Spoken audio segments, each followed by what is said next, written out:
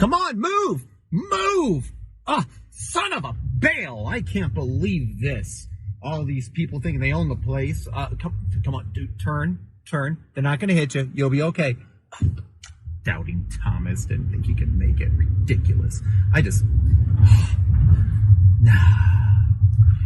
What is this? What is it? Oh, fiddlesticks. I forgot it at home. I gotta go. This is ridiculous. I can't believe these people. Driving around. It's your world. I'm just living in it. What am I doing? Come on. Golly. You Southern Baptist. Not even independent or fundamental. Unbelievable. You know, hey, Dwight, you ignorant whore of Babylon, get over here. I ain't finished with you yet.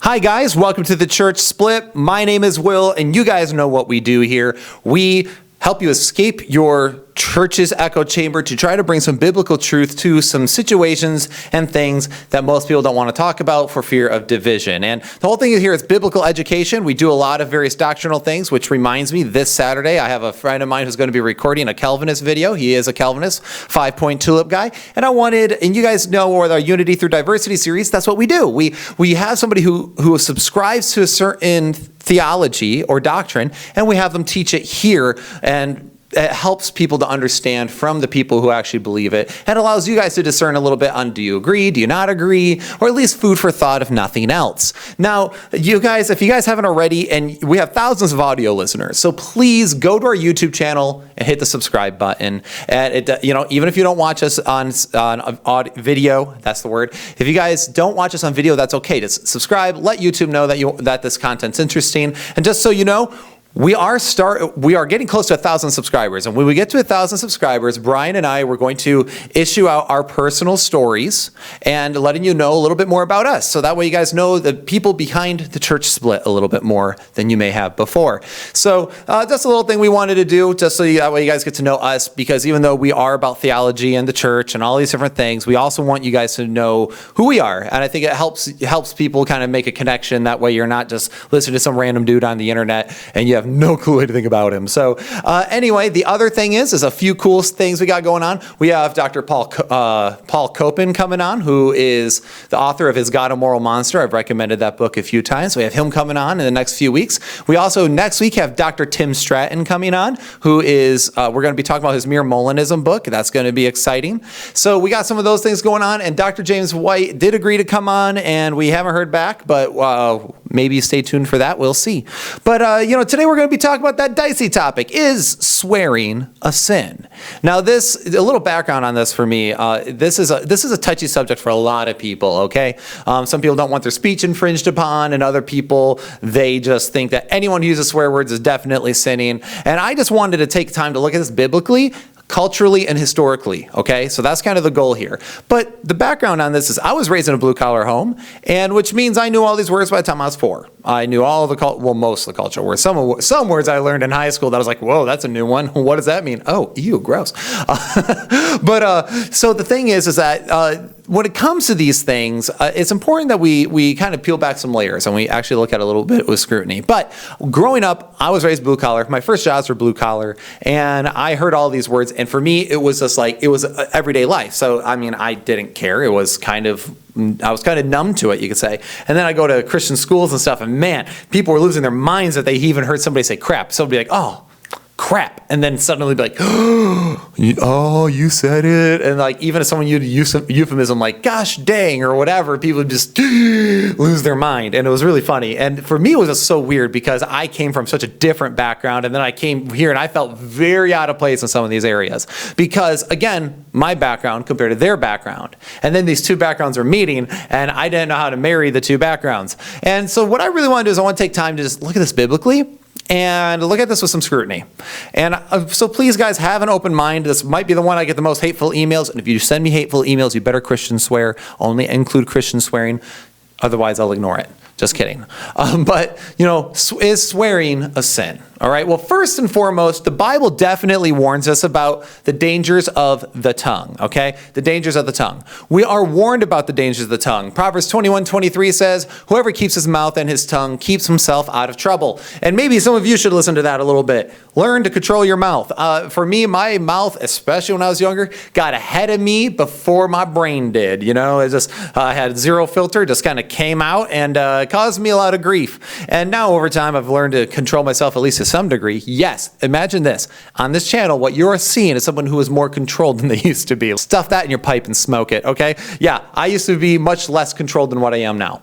Ephesians 4:29 is one of the ones that are brought up the most when it comes to swearing. It is, let no corrupting talk come out of your mouths, but only such as is good for building up, as fits the occasion, that it may give grace to those who hear. I think this is one of the most important verses when we're talking about this, because it shows a couple aspects that people tend to overlook, and then also shows a few things that there is an expectation with our mouths. So notice how corrupt communication is contrasted with building up. So whatever this corrupt talk is, corrupt communication, as it puts in the King James, corrupting talk here, notice how it is contrasted with building up. So if you're corrupting, what does that mean? If it's a corrupt talk, if it's corrupt speak, it means you're tearing down.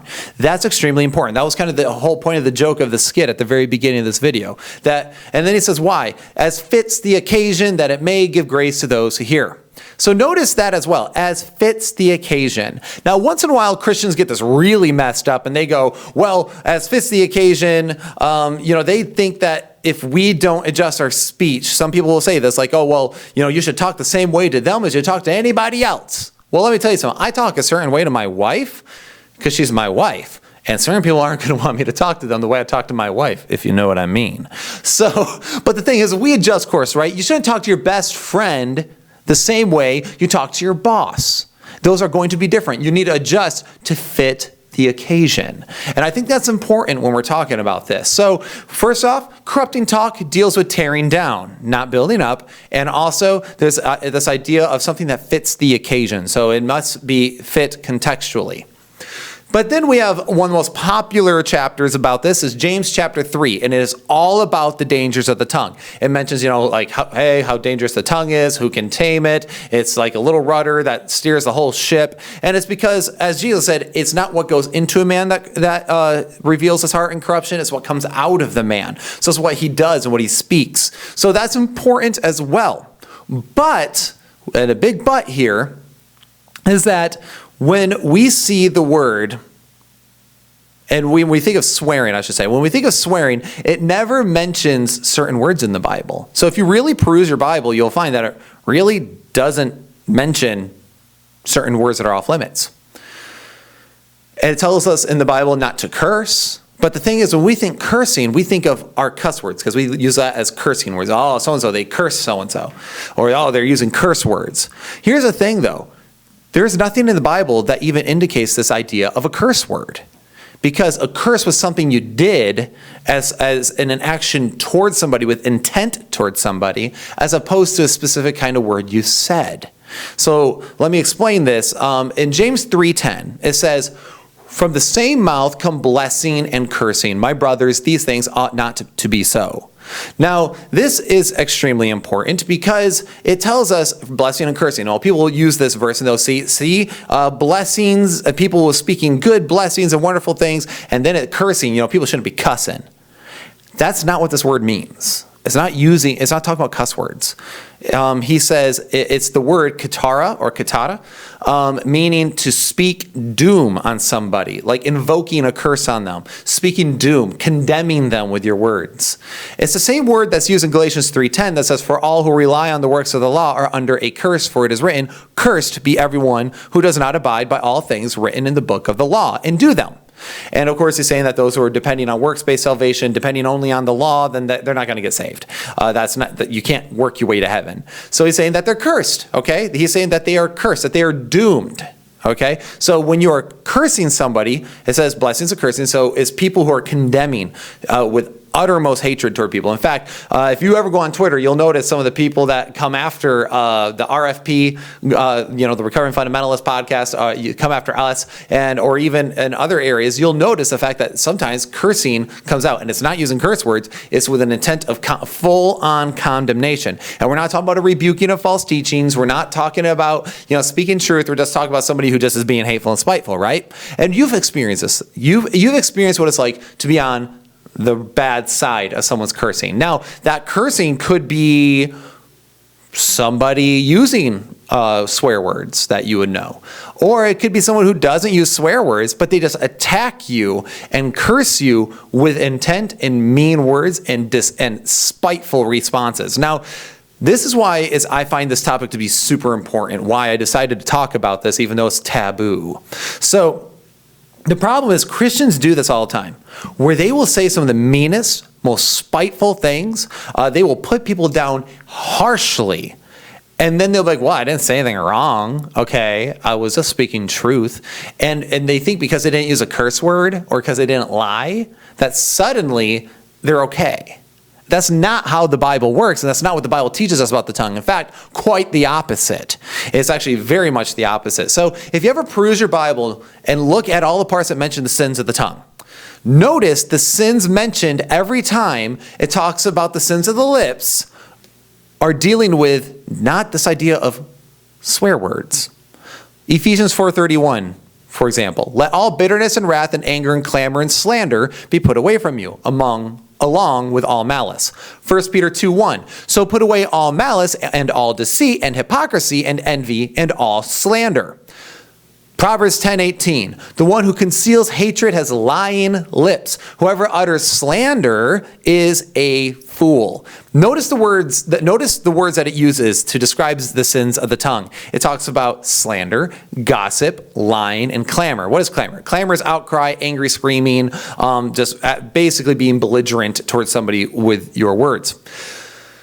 So it kind of blows my mind when you really think about it, because people seem to not realize that these sins, there's a reason why the Bible talks about these and not curse words.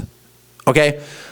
Gossip, slander, and lying and clamor are extremely destructive. As someone who grew up in a home that was filled with these things, it was excruciatingly destructive. Also, I've been a pastor of a church where gossip and slander took off. That's why we started the church split. We had 2 church splits in like 3 years because gossip and slander, it was one little thing that erupted and became something that it wasn't entirely. And it was so-and-so calling so-and-so. And here's the thing. The Bible is saying, and we'll talk about this here in a minute, that there's a law that even if it was true, you shouldn't be spreading it. And there's plenty of reasons for that. But the point is that it's all gossip and slander needs to be put away. And that is so destructive. Church splits happen because people gossip, they slander, they lie, and they're clamorous toward one another. And that's how families fall apart too. That's how relationships fall apart, is through these sins of the tongue. And these sins are taken extremely seriously by God and by Jesus Christ himself and by Judaism. That the whole book is, that basically the book is Jewish, right? Like that's the whole thing. We believe in a Jewish Messiah and that we are grafted in. So this whole thing this is very serious. Gossip, slander, lying, and clamor is not something to take lightly. These are the true sins of the mouth. So let's talk about Paul's mouth for a second. But before we do that, I want to show you a clip of a very famous pastor. You guys probably know him, Apologia Church. This is Pastor Jeff Durbin. Thus, you invalidate the word of God for the sake of your woke bullshit. I could do this, by the way, more Pauline, if you like. You invalidate it for the sake of your scubala. Woo! Yeah, that was intense, wasn't it? He just said it. He calls it right out, and he uses a word that we censored out, and there's a reason for that we censored it out, and I'll explain why later. But notice that this made plenty of news in Christian media, so many of you guys probably seen that. But his point was, and he did that on purpose. He threw that out there on purpose because he wanted to see if people were going to be outraged by the language versus the very thing that was infecting churches. So that was the thing. It was like, and people fell for it. They were so outraged by him using the word that they completely missed the point of the message, which is these are actual sin and biblical issues, Marxism, things like that. critical race theory, things that fly in the face of the gospel, are seeping into churches. Nobody is rebuking anybody barely over it. People are just like, oh, we're just got to love each other, be united. And then over here he uses one little word and people lose their minds. So it's really funny. But let's talk about Paul's mouth. He references scubula in that video. And that is the Greek word for okay? Which is, so for those of you who can't figure out what that word was when we censored it, it's the word that means excrement, dung, or poop, or even crap. But for whatever reason, we have labeled that is the bad one. In Paul's day, scubula was used in conversation about as much as our word for was. Okay? So, and it was considered, and now some people say that it wasn't as offensive as our word culturally, but it was pretty high up there. So when Paul uses this, when he says, my righteousness and all of these things I've done, I count as dung, it's not dung in the Greek. He's using a very harsh word to get his point across. And then the idea of filthy rags in the Bible, like your righteousness is as filthy rags.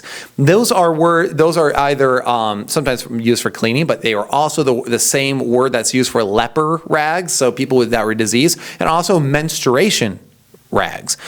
Basically saying that your that your righteousness is as a dirty tampon or a dirty pad. Now, I know that's pretty gross for some of you who are listening. I apologize, but we are talking about language here. And so some of you guys might find that gross. Honestly, it is a bodily function. If you're offended by a bodily function, I can't help you because they happen. Bodily functions are regular. That's fine. Also, we have a certain instance in the Bible with Rehoboam in 1 Kings 12:10. It says, and the young men who had grown up with him said to him, thus shall you speak to this people who said to you, your father made our yoke heavy, but you lighten it for us. Thus shall you say to them, my finger is thicker than my father's thighs. Isn't that a weird thing to say? My finger is thicker than my father's thighs. But here's the thing. Our translators, even with like the idea of I count it all but dung and all of this, I actually think this has hurt Christianity more than helped, the fact that they've kind of filtered this language. But so they use thighs here. Your translation might say loins. So there's a lot of different, or waist, like his waist, your finger is thicker than that. But Baker's Bible Dictionary and other scholars have agreed that that's not what it's referring to. This idea of thigh, waist, or loins is very unlikely, and it's actually probably referring to his father's genitalia. So his finger is thicker than his father's.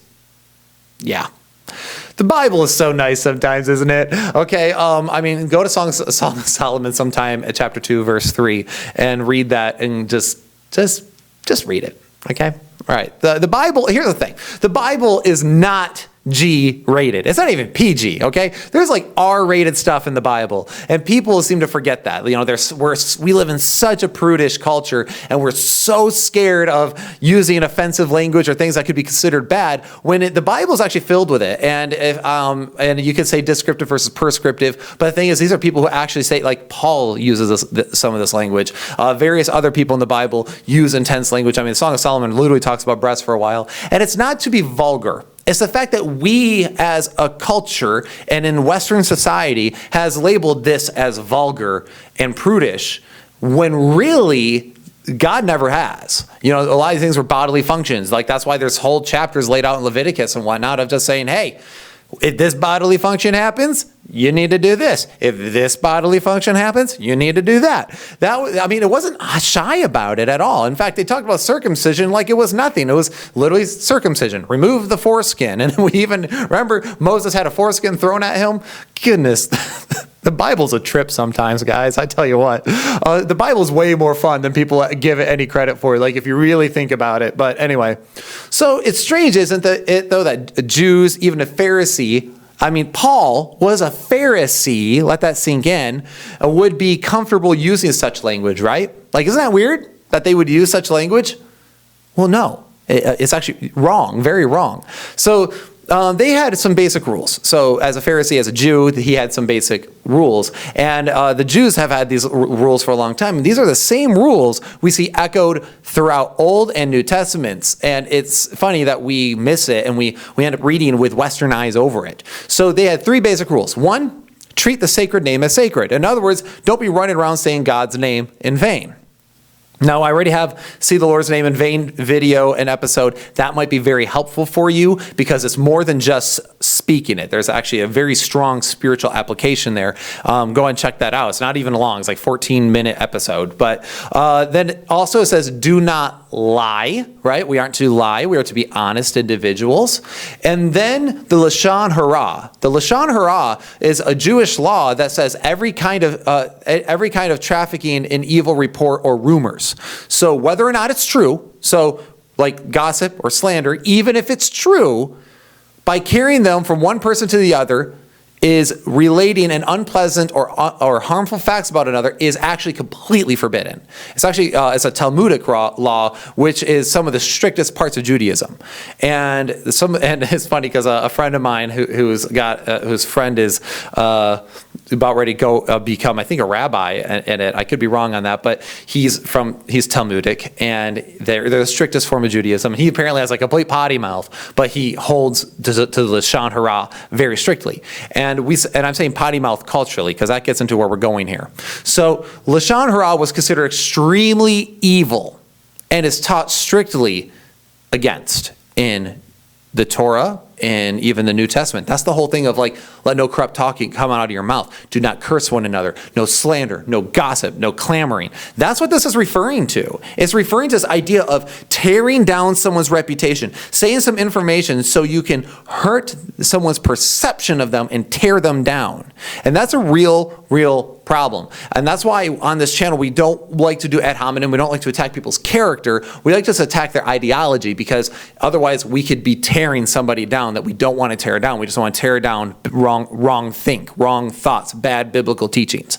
So here's the thing. This is where it kind of comes down. Rubber meets road on this. Okay, this is where rubber meets road. And I need you guys to try to have an open mind here. All right, all of you guys who hate me for saying all this. But language is cultural.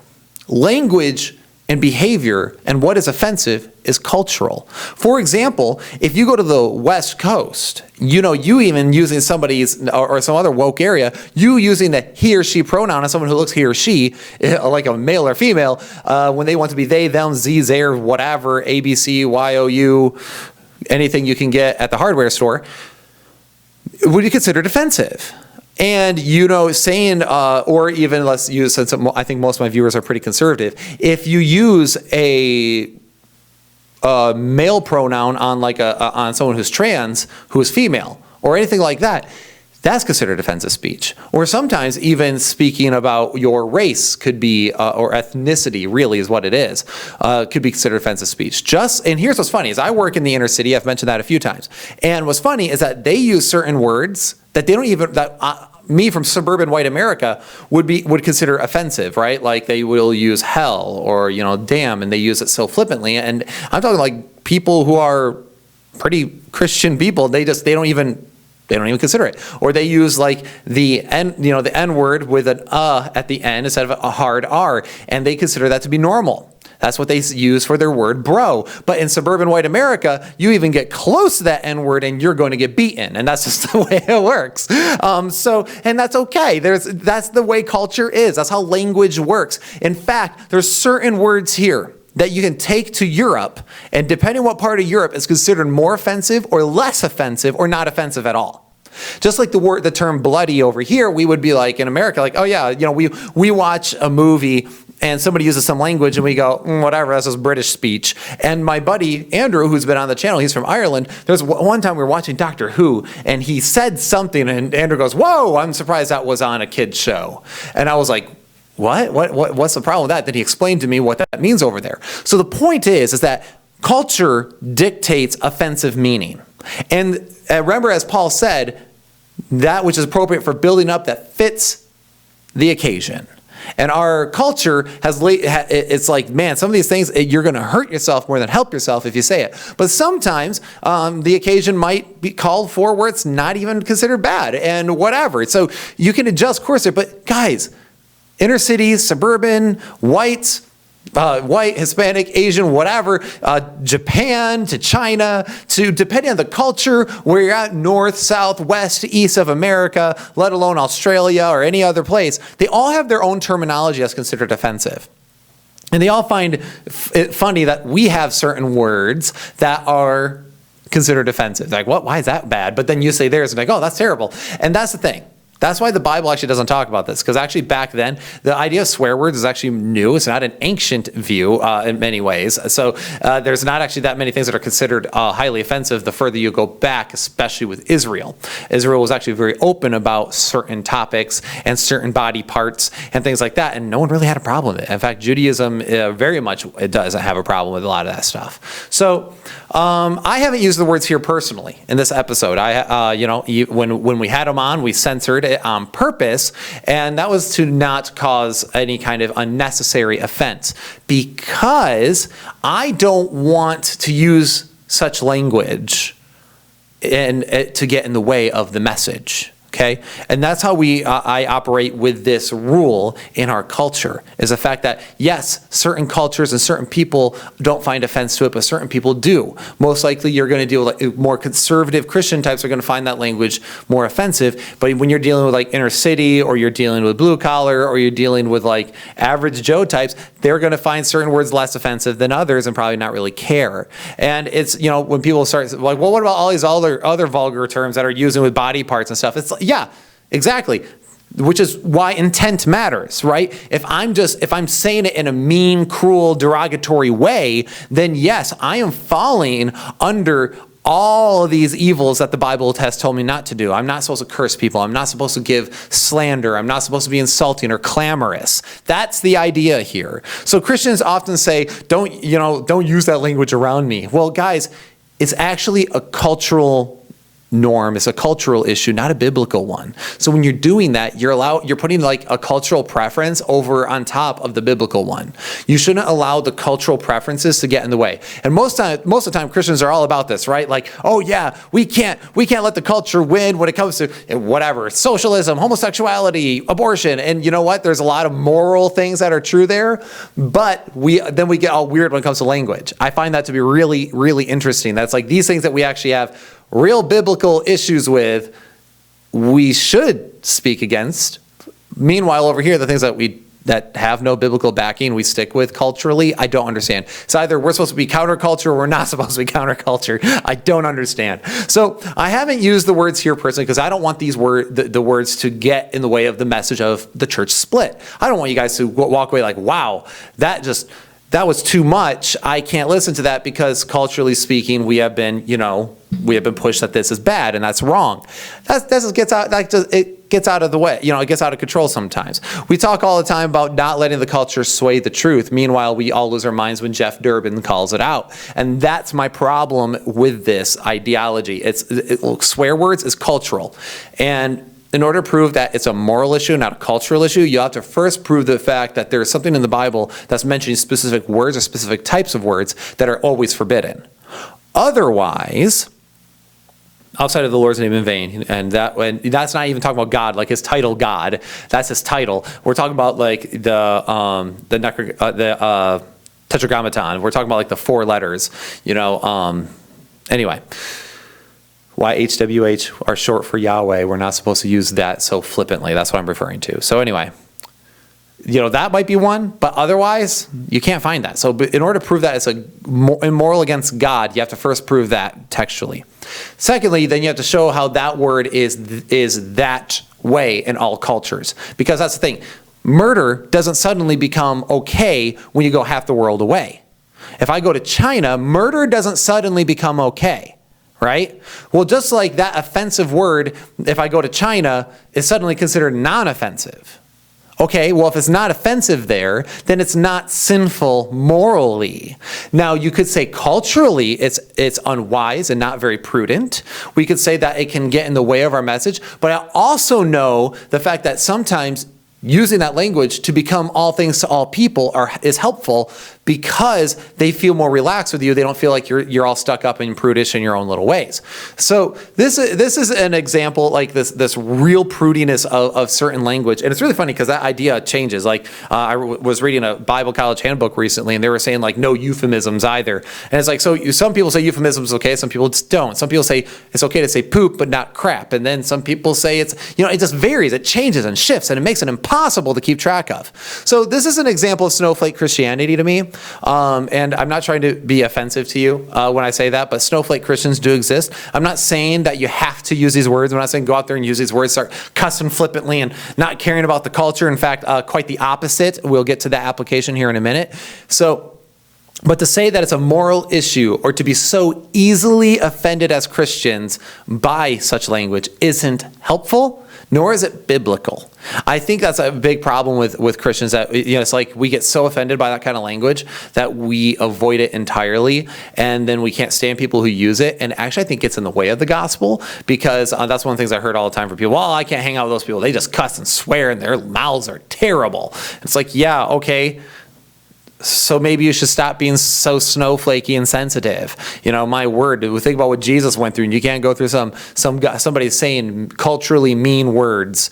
Good grief. In fact, some of the best Christians I know really don't care. And a friend of mine, some friends of mine, they are part of a motorcycle like Jesus group, and very passionate Reformed Christians, good people. And they're a bit more flippant. And what's funny is that it works in their little setting, and it helps people come to the gospel because they feel like this person connects to them on their own culture, on their own level. And it's hard for us to kind of wrap our brains around that, I think, in America sometimes, because America is the melting pot. We have so many cultures operating at once, so many different people groups, all with their own language and lingo and idiosyncrasies, and that those things we all have to be mindful of. My mind goes to someone like Hudson Taylor in China, that he went there, he grew out his hair, he completely became a European Chinaman, okay? He adapted everything from the Chinese culture, and it helped him make an impact on the Chinese. But his European friends and everything thought he was insane, and they actually kind of condemned him for it. And this goes into something we're going to talk about here in a minute. So to say it's a moral issue or to be so easily offended isn't helpful. That's my point. So how should a Christian go about it? So how should a Christian operate when it comes to this topic? I think that's a very fair question. So the same the same that you would go about it if you were in Japan or China, Europe, India, wherever. You should operate with this moral the same way you would operate there. Certain places it's offensive to show the bottom of your bare foot, okay? Certain places it's offended if you don't burp during the meal or you don't eat all the food in front of you. Same thing here. Operate the same way. As I am not using words here that could needlessly offend you and put a roadblock in my conversation here, I'm trying to be all things to all people in this conversation, so should you. So in other words, be mindful of your audience. Be mindful of your audience. And with something like Jeff Durbin, some people have pointed out, they're like, yeah, but he wasn't mindful of his audience because he used it in front of this broad group of people online where anyone could watch it. He was not being mindful of his audience. And I think there could be a conversation for that, but at the same time, I think that was the point. His whole point was you're getting offended over a culturally bad word when Paul used a culturally negative word. Meanwhile, you're ignoring the intensity of the actual biblical sins entering the church. So that was kind of the point of his message. And I think, again, there's a tasteful way to do it. There's a proper way to do it. There's a proper way to bring that under the microscope. And I thought Jeff Durbin actually did a pretty good job. I know that puts me in the minority. You all can hate me and send me hateful emails or hit the dislike button. Like, you can dislike this video or episode into oblivion. All my audio listeners, go leave me a 1-star review. It's fine. I'll only slightly offended. But that's my offense, right? Offense is oftentimes in the eyes of the beholder. But anyway, so in Corinthians, chapter 9, verses 23 to 23, I think Paul puts this very well. And, if you read all the way back into that chapter, he explains this in more detail. But anyway, verse 22. To the weak I became weak, that I might win the weak. I have become all things to all people, that by all means I might save some. I do it all for the sake of the gospel, that I may share that with them in its blessings. And I know it's weird to use this very serious verse in such a weird topic, but think about this. Adjust course. Adjust course. Be willing to adjust course to become all things to all people to get the gospel. If that means you have to go to the inner city and speak like the inner city, then do it for the sake of the gospel. If you have to go to suburban, conservative, white America, I live in one of the most conservative parts of the state, if not the most conservative part of the state ever. And everyone here, so I adjust course in more ways than one in some of my conversations just to adhere to that. But then, when I'm in college town, I can talk with a little bit more looseness, and not even like crazy looseness, just I can adjust course a little bit and use certain terminology that I wouldn't use here because people wouldn't even know what I'm talking about here if I use certain terminology. So the whole point is become all things to all people. If you are allowing yourselves to allow culturally bad words to get in the way of your witness, to get in the way of you being able to fellowship with somebody, maybe, just maybe, you're being too sensitive and you're allowing the culture to take precedence over Scripture, because the Scripture speaks about lying, gossip, and slander. It doesn't talk about cuss words. And that's the thing, is I know this is hard for us to understand, but this blew my mind when I really studied it. It's like, and then it started making sense. Why is it that we have all these words for poop, but the SH word is the bad one? Well, that doesn't really make sense. That seems like who chose that one was the bad one day? Well, it's cultural, right? We can say sex, screw, but if you use the F word, that's the off limit one. And, we could say someone's condemned, but if we use, the D word, that's the bad one. I think you guys get my point. We can even say genitalia, but if you use like the harsh words for genitalia, it's suddenly bad.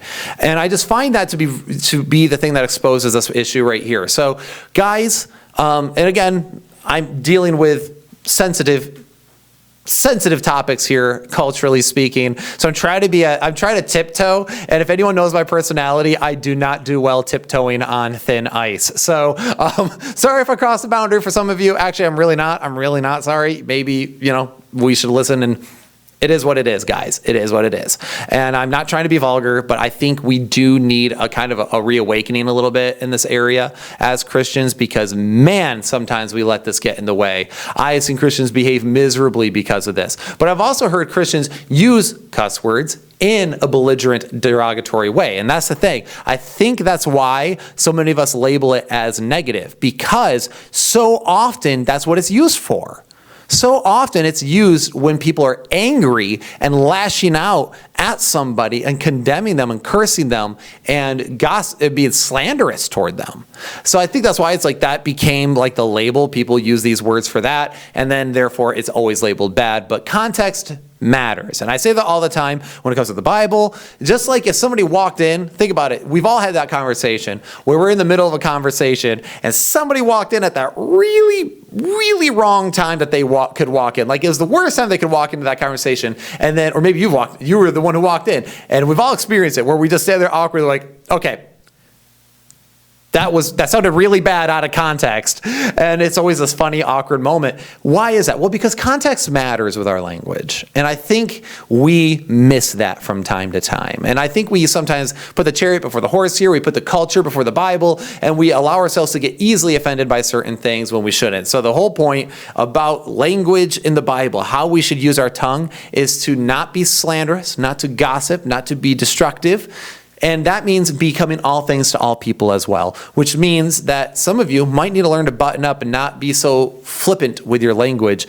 because, oh my goodness, somebody might get actually offended, or you might hurt your witness to somebody, and you need to button up your language a little bit and contextualize with who you're around. But some of you are so prudy and so stuck up about language that's not even biblical that you won't even fellowship or witness to people who desperately need it because, oh my goodness, they use language I don't like.